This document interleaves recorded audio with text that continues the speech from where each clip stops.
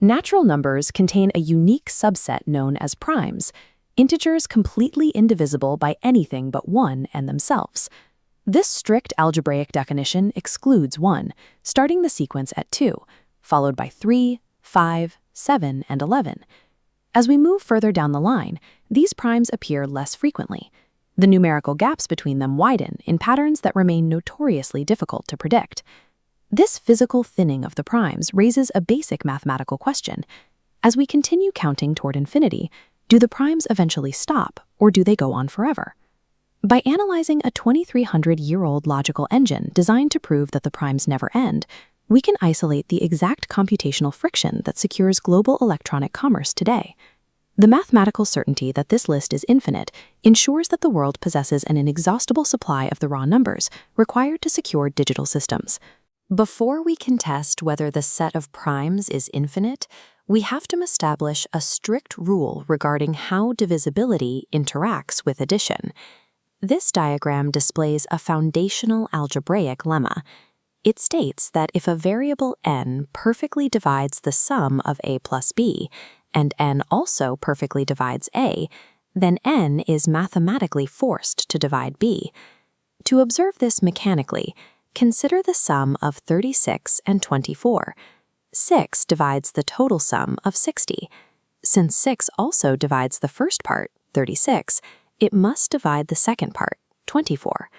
The formal proof begins with our assumptions. We express the total sum, a plus b, as a multiple of n. Let's designate it u times n.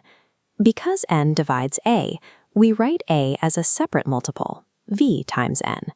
We then substitute our value for a into the first equation. This gives us v times n plus b equals u times n. Rearranging to isolate b, we move v times n to the opposite side. Factoring out the n leaves us with b equals u minus v, all multiplied by n. Because u and v are integers, their difference is an integer. The equation proves that b is simply an integer multiplied by n, guaranteeing that n perfectly divides b. This rigidly proven mechanism, where dividing a sum and one part of that sum guarantees division of the other part, is the inescapable logical trap required for Euclid's proof. Euclid approached the question of infinity using a proof by contradiction. He assumed the exact opposite of his hypothesis to demonstrate that it yields an impossible mathematical scenario. Let us assume that the total set of prime numbers is strictly finite. If true, we could theoretically list every single prime in existence and place them inside a closed set, from P1 up to Pk. Using this complete list, we construct a new massive variable n. We generate n by multiplying every prime in that finite universe together. Then we execute one final structural step. We take that massive product and we add exactly 1 to it. Because this new number n is the product of all primes plus 1, it is strictly larger than any individual prime in our closed set. It is logically required to be a composite number. Every composite number has at least one prime factor. We will designate that prime factor as pj. Based on our initial assumption, the box contains every prime number in existence. Therefore, pj must be located somewhere inside that finite set. This artificially constructed number, n, is perfectly engineered to stress test our initial assumption of a strictly finite prime universe. We bring back the divisibility lemma. Notice how the structure of our composite number n maps directly onto the a plus b format from our rule. Since pj is a factor of n, it perfectly divides the total sum. This fulfills the first condition of the lemma. Furthermore, because pj is one of the primes from our finite list, it is quite literally one of the components multiplied together in the massive product block. It inherently divides that first part of the sum. The mechanism of the lemma triggers. The prime factor divides the total sum, and it divides the first part of the sum. It is mathematically forced to divide the second part. The second part of our sum is exactly 1. The lemma dictates that pj must divide 1. This is a fatal contradiction. All prime numbers are defined as integers strictly greater than 1. No prime number can divide 1. The mathematics yielded an impossible result, meaning the original assumption itself was false. The set of prime numbers is infinitely large. This graph illustrates the prime number theorem. It demonstrates that while the supply of primes is infinite, their distribution at immense scales is bound by logic. As the numbers scale toward infinity, the density of primes predictably decreases along this curve. Historically, understanding this distribution was viewed as an abstract pursuit.